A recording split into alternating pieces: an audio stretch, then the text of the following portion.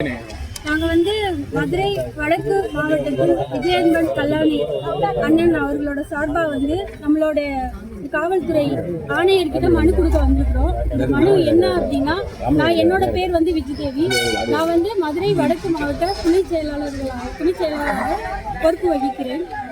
நீலாங்கரையை சேர்ந்த சக்தி என்ற சத்யா, காலாங்கரையை சேர்ந்த சக்தி என்ற சத்யா நேற்று கல்லாணி அண்ணன் மேல ஒரு அவதூறு புகார் கொடுத்திருக்கிறாங்க.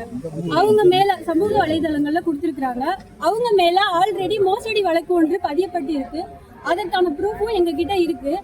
ஸோ அந்த மாதிரி மோசடி வழக்கு இருக்கிறவங்களுக்கு பொறுப்பு வழங்கப்பட மாட்டாது. கட்சிக்காக ஏற்கனவே தொடர்ந்து பணியாற்றி கொண்டிருக்கிறவங்களுக்கு தான் பொறுப்புகள் வழங்கப்பட்டது.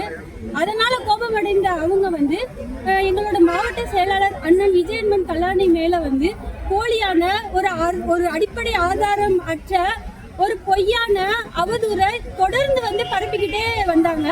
நேத்து அதை அதிகமாவே அவங்க சொல்லியிருக்காங்க. அதனால அவங்க மேல நாங்க எங்க மாவட்டத்தோட சார்பில் 4 பேர் நாங்க அவங்க மேல வழக்கு எடுக்க சொல்லி கேட்க வந்திருக்கோம்.